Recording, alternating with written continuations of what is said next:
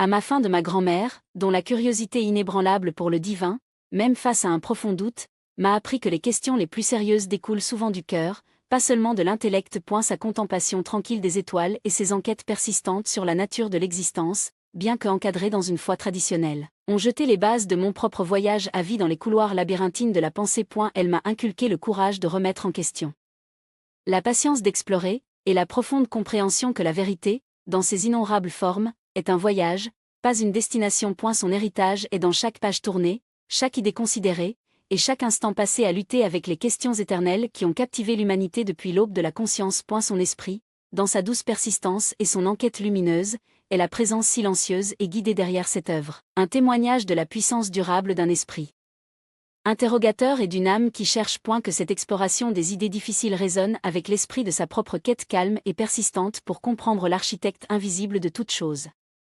1. L'architecte invisible, le Dieu de Spinoza et les piliers protestants. L'air dans Amsterdam du XVIIe siècle a crépité avec plus que le temps que salé transporté par les navires amarrés dans son port animé. C'était un ferment intellectuel, un creuset où les anciennes certitudes étaient testées contre les bords pointus des nouvelles découvertes et un esprit naissant d'enquête rationnelle. Dans ce paysage dynamique et souvent turbulent, Baruch Spinoza forgeait une philosophie qui, avec une rigueur étonnante, démontra les fondations mêmes de la pensée religieuse traditionnelle, en particulier les piliers protestants dominants qui avaient façonné la conscience européenne depuis plus d'un siècle. Pour comprendre le défi de Spinoza, nous devons d'abord saisir la réinvention révolutionnaire du divin qui sous-tend tout son système, un concept articulé avec une clarté à couper le souffle dans son éthique publiée à titre posthume. Au cœur du projet métaphysique de Spinoza se trouve le concept de Deus sive natura, Dieu ou la nature. Cette déclaration apparemment simple, cependant, porte le poids d'un profondeur de tremblement de terre philosophique. Contre la compréhension protestante dominante de Dieu en tant que créateur personnel et transcendant, distinct et souverain de sa création, Spinoza pose un Dieu qui est immanent, identique à la totalité de l'existence elle-même. Dieu, pour Spinoza, n'est pas l'architecte qui se distingue du bâtiment, fabriquant méticuleusement chaque élément. À eux contraire, Dieu est le bâtiment, le tissu même de la réalité, la substance singulière, infini et absolument inutile dont tout le reste coule nécessairement. Ce n'est pas un Dieu qui intervient miraculeusement, qui entend des prières, ou qui choisit activement d'économiser ou de damner. C'est un Dieu qui est l'ordre éternel, autocausé et nécessaire de toute chose. Cette immanence radicale contraste fortement avec le Dieu anthropomorphe du protestantisme traditionnel. Le Dieu de Calvin, par exemple, était un souverain, dont la volonté a dicté tous les événements, et dont la justice exigeait la condamnation d'une humanité déchue, à l'exception des personnes élues par décret inscriptable. Le Dieu de Spinoza, cependant, ne fonctionne pas par la volonté ou le décret au sens humain, mais par la nécessité inexorable de sa propre nature. Chaque événement, chaque phénomène, chaque pensée et action est une conséquence directe et nécessaire de cette substance divine. Comprendre Dieu, donc, ce n'est pas contempler une personne divine distincte, mais saisir la réalité fondamentale de l'existence elle-même, sa structure inhérente, ses lois éternelles. Cette compréhension n'est pas une question de foi ou de révélation au sens traditionnel, mais d'une appréhension intellectuelle rigoureuse, réalisée grâce à l'application systématique de la raison. La méthode de Spinoza dans l'éthique est manifestement géométrique. Elle commence par des définitions, des propositions et des axiomes, procédant à une série de démonstrations pour construire son édifice philosophique. Tout comme Euclide présente les principes de la géométrie. Cette approche méthodique est cruciale, car elle signale la croyance de Spinoza que la connaissance de Dieu et du monde est réalisable par une déduction rationnelle, et non par l'intuition mystique ou des appels à l'autorité scripturaire. En présentant sa philosophie sous cette forme, Spinoza a cherché à l'élever au niveau de la vérité démontrable, un système aussi certain et aussi connaissable que les vérités mathématiques. C'était un défi direct pour un paysage religieux où les vérités théologiques étaient souvent acceptées sur la base de la foi et de l'autorité incontestable des Écritures. La toute première définition de l'éthique prépare le terrain. Par substance, je comprends ce qui est en soi, et est conçu par lui-même, c'est-à-dire dont la concession ne nécessite à la concession d'une autre chose dont elle doit être formée. Cette substance singulière et non causée est, pour Spinoza, Dieu. Elle est infinie, éternelle et indivisible. Toutes les autres choses qui existent, y compris les esprits et les corps, ne sont pas des substances distinctes mais des modes, modifications ou états de celui-ci, une substance ultime. Cette vision moniste, la croyance en une réalité fondamentale, se heurte directement aux tendances dualistes dans une grande partie de la pensée occidentale, y compris la distinction perçue entre Dieu et la création, l'esprit et le corps, l'esprit et la matière, qui imprégnait la théologie protestante. La réforme protestante, dans son étreinte fervente de sola scriptura, avait cherché à purifier le christianisme en revenant à la parole de Dieu perçue trouvée dans la Bible. Pourtant, même dans ce cadre, la nature de Dieu et sa relation avec l'humanité sont restés un sujet de débat intense et souvent fracieux. Des concepts comme la prédestination, la Trinité et l'efficacité des sacrements ont été martelés dans les académies théologiques et prêchés à partir de chair à travers la République néerlandaise et au-delà. Spinoza, un produit de cet environnement chargé intellectuellement, a constaté que ces doctrines étaient non seulement suspectes philosophiquement, mais aussi, dans de nombreux cas, rationnellement incohérentes. Et sa redéfinition de Dieu comme synonyme de la nature n'était pas une tentative de réconcilier avec le protestantisme, mais un recadrage fondamental qui a rendu bon nombre de ces principes fondamentaux obsolètes, ou du moins, philosophiquement indéfendables.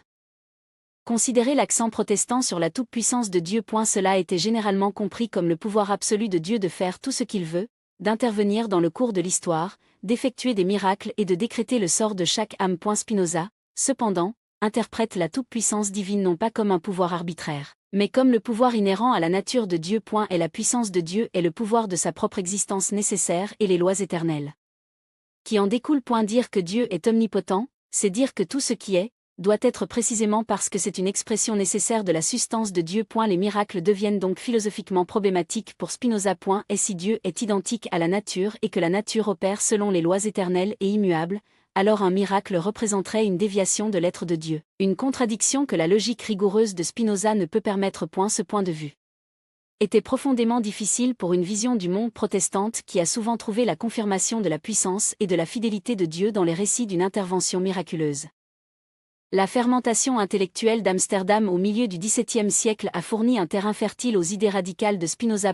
Et la République néerlandaise, avec sa relative tolérance religieuse, en particulier à rapport à d'autres parties de l'Europe, était un paradis pour les penseurs qui auraient autrement dû faire face à la persécution. Pourtant, cette tolérance avait ses limites, et Spinoza, un juif pratiquant qui serait finalement excommunié de sa propre communauté, s'est retrouvé à naviguer dans un terrain social et religieux complexe. L'intégration des idées scientifiques naissantes, en particulier celle des personnages comme Copernic et Galiléo, dans un cadre théologique était un défi intellectuel urgent. Beaucoup recherché. Harmoniser ces nouvelles découvertes avec les Écritures, souvent par une interprétation allégorique ou en confinant une enquête scientifique au domaine naturel tout en maintenant une sphère surnaturelle distincte pour Dieu. Spinoza, cependant, n'a vu pas une telle séparation. Pour lui, les lois de la nature étaient les lois de Dieu, et la poursuite de la compréhension scientifique était, en substance, un chemin vers la compréhension du divin. Son Dieu n'est donc pas un vieil homme barbu dans le ciel, ni un roi divin gouvernant d'un trône céleste. Le Dieu de Spinoza est l'ordre même du cosmos, l'intelligence immanente qui structure la réalité. Aimer Dieu, dans le système de Spinoza, n'est pas de ressentir une dévotion émotionnelle à une divinité personnelle, mais de réaliser un état de compréhension intellectuelle de cet ordre, de se voir comme une partie nécessaire de cette réalité infinie et dépliant. C'est l'essence de son amour intellectuel de Dieu, un concept qui redéfinirait ce que signifie être en communion avec le divin, en déplaçant l'attention d'une relation extérieure de culte et d'obéissance à un processus interne de perspicacité rationnelle et d'acceptation. Cette réimagination de Dieu comme substance, en tant que nature elle-même, est le fondement sur lequel Spinoza construit ses critiques de doctrine protestante. C'est l'acte fondamental qui lui permet de remettre en question les locaux mêmes que les théologiens protestants tenaient pour acquis. En dissolvant la distinction traditionnelle entre le créateur et la création, entre le surnaturel et le naturel, Spinoza ouvre un espace pour une philosophie de l'immanence, une vision du divin qui est inextricablement tissée dans le tissu du monde, connaissable, et réalisable à travers une enrace profonde et intellectuelle de la réalité. Ce n'était pas simplement un débat théologique, c'était une réorientation fondamentale de la façon dont l'humanité a compris sa place dans le cosmos et sa relation avec le terrain ultime de l'être. Le défi pour les piliers protestants commence donc par ce dévoilement audacieux d'un Dieu qui n'est pas séparé, mais identique à l'intégralité de l'existence. Cette substance singulière et infinie est la source ultime, la réalité sous-jacente est l'être même de toute chose, un concept qui résonnerait et résonnerait à travers l'histoire intellectuelle de l'Occident.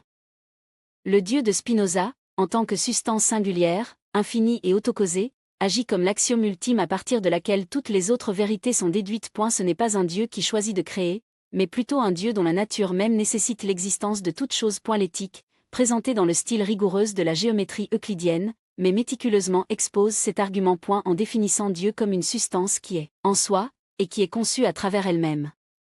Spinoza établit un concept de Dieu qui est entièrement autosuffisant et ne nécessite aucune validation ou explication externe. Cette substance, par sa définition même, doit être infinie, car si elle était finie, elle nécessiterait une autre substance pour la limiter, contredisant ainsi sa nature autocausée et autosuffisante. Par conséquent, cette substance infinie possède des attributs infinis, dont la pensée et l'extension sont les seuls accessibles à l'esprit humain.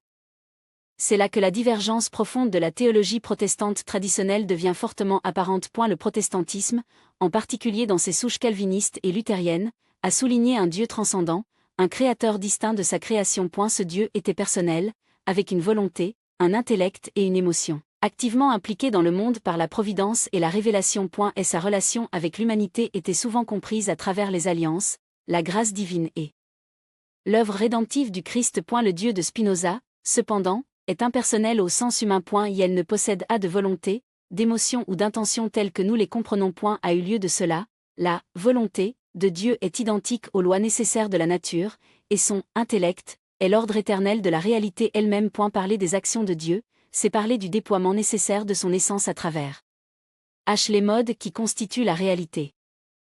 La doctrine protestante de la création ex nihilo, l'idée que Dieu a fait naître l'univers de rien grâce à un acte de volonté souverain, est fondamentalement contestée par le système de Spinoza. Pour Spinoza, la création n'est pas un acte externe mais un déroulement interne. L'univers, ou nature, n'est pas quelque chose de séparé de Dieu mais est Dieu lui-même, exprimé par une série infinie de modes. Par conséquent, il n'y a pas de création, dans le sens de mettre quelque chose en existence qui ne faisait pas auparavant partie de Dieu. Tout ce qui existe est une conséquence nécessaire de la nature éternelle de Dieu. Cette perspective élimine la distinction entre le créateur et le créé, brouillant les lignes que la théologie protestante avait si soigneusement attirées pour maintenir la souveraineté absolue et l'altérité de Dieu.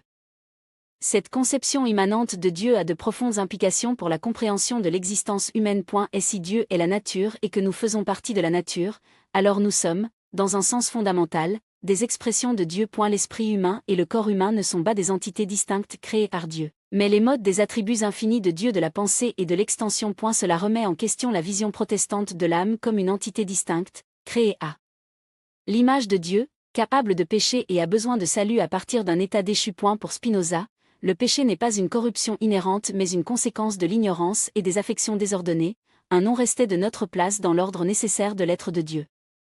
Le milieu intellectuel d'Amsterdam du XVIIe siècle a été essentiel au développement et à la récession des idées de Spinoza. Et la République néerlandaise, un centre de commerce et d'échange intellectuel en plein essor, a offert un certain degré de tolérance religieuse qui était rare en Europe. Cependant, cette tolérance n'était pas absolue, et Spinoza, malgré son éclat, était un étranger, un juif portugais qui avait été excommunié de sa communauté et qui avait des opinions profondément troublantes.